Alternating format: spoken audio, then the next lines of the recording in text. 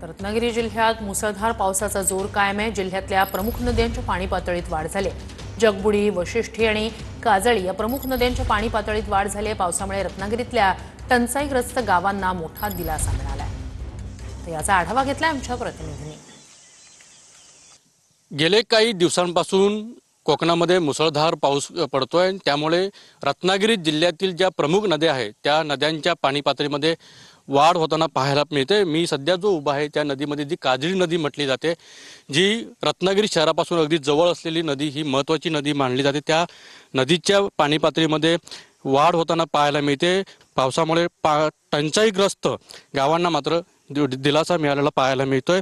मे महिन्यात विहिरी, नाले, तलाव कोरड्या पडल्या होत्या। पाणी टंचाईमुळे जिल्ह्यातील टंचाईग्रस्त 48 गावातील 112 वाड्यांना 15 टँकरने पाणी पुरवठा देखील सुरू करण्यात आला होता। संपूर्ण जे जिल्ह्यातील ज्या नद्या ज्या आहेत ते मात्र पाणीदार झालेले आहेत।